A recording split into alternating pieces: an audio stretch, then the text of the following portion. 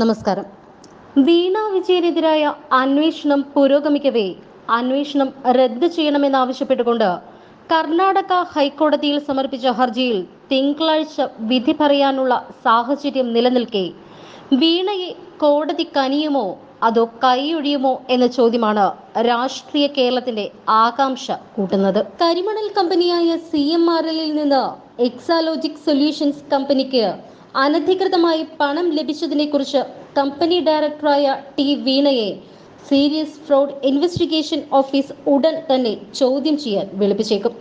മുഖ്യമന്ത്രി പിണറായി വിജയന്റെ മകളാണ് വീണ എന്നതുകൊണ്ട് തന്നെ ഈ കേസ് അച്ഛന്റെ മുഖ്യമന്ത്രി കസേരയ്ക്ക് കോട്ടം തട്ടുന്ന വിധത്തിൽ പ്രതിഫലിക്കാതിരിക്കാൻ കൂടിയാണ് കേരള ഹൈക്കോടതി വിട്ട് കർണാടക ഹൈക്കോടതിയിൽ വീണ ഹർജിയുമായി എത്തിയത്.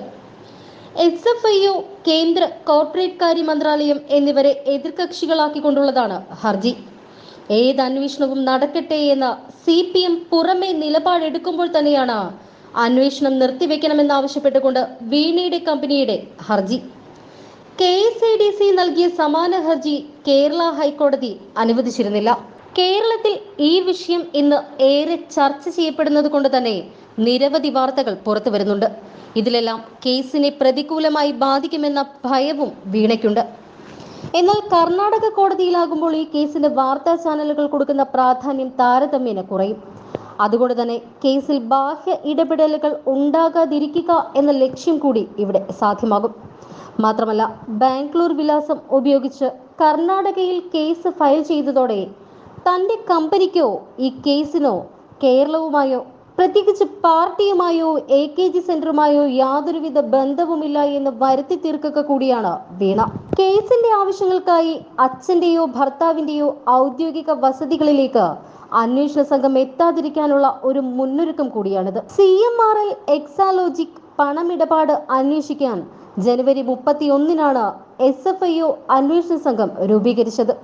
ഒരാഴ്ചയ്ക്കുള്ളിൽ CMRL ഓഫീസിലും ഓഹരി പങ്കാളിയായ KSADCയുടെ ഓഫീസിലും എത്തിയ സംഘം അക്കൗണ്ട് വിവരങ്ങൾ ഉൾപ്പെടെയുള്ള രേഖകൾ പിടിച്ചെടുത്തിരുന്നു.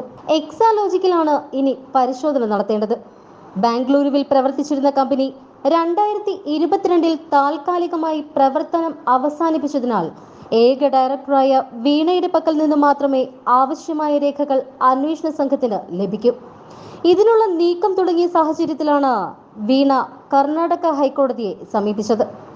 അഡ്വക്കേറ്റ് മനു പ്രഭാകർ കുൽക്കർണി വഴിയാണ് ഹർജി ഫയൽ ചെയ്തത്. സ്റ്റേ ആവശ്യമുന്നയിച്ച് കേരള ഹൈക്കോടതിയിൽ ഹർജി നൽകിയ KSADCയോട് രേഖകൾ നൽകാതെ ഒഴിഞ്ഞു മാറുന്നത് ശരിയല്ല എന്ന് കോടതി അഭിപ്രായപ്പെട്ടിരുന്നു.